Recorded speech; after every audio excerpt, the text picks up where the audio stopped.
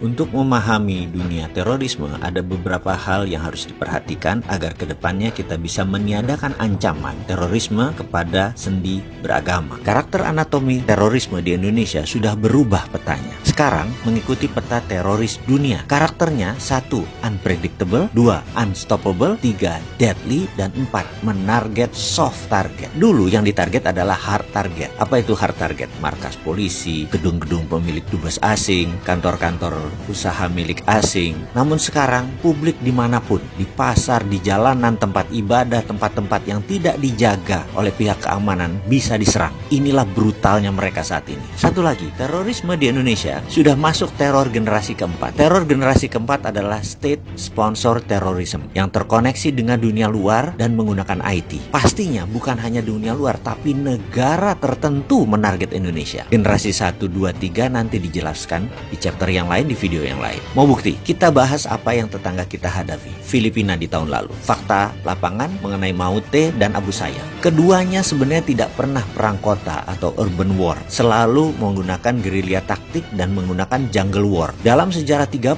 tahun rebelnya mereka itu. Tahu-tahu Maute sekarang serang terbuka di kota Marawi. Urban war, perang kota. Lah kok bisa? Ada 1000 tentara yang mendadak melakukan perang kota. Dan semuanya pengalaman lagi. Apa yang terjadi? Ternyata ini semua tentara impor. Ini semua mercenaries, tentara bayaran. Ini semua private army. Cara perangnya modern, taktik perangnya modern, senjatanya modern. Inilah yang disebut perang generasi keempat. Berbasis IT, berbasis sosmed, dan disponsori oleh sebuah negara. Bahkan tentara Filipina yang pada saat itu di lapangan lebih dari 10.000 pasukan tidak bisa menguasai Marawi. Bahkan hingga detik ini. Casualties atau korban lebih banyak di pihak Filipina. Bahkan 15 pertama tentara Filipina yang mati semuanya di sniper.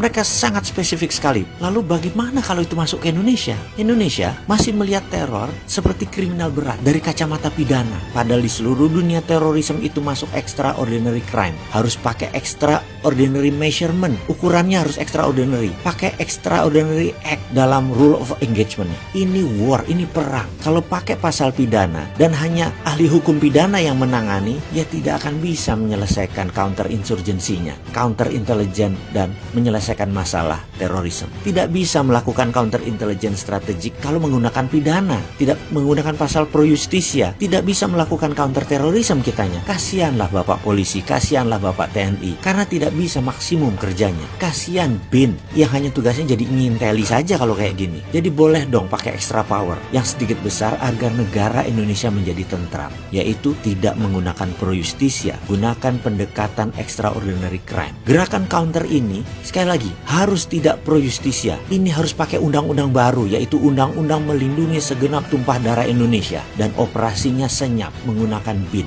Intinya, seperangkat oli operasi lawan insurgensi sebenarnya sudah lengkap, rapi, terbungkus. BIN itu sudah siap, TNI, Polri itu sudah siap. Hanya undang-undang keamanan nasionalnya aja yang belum lahir mendukung mereka.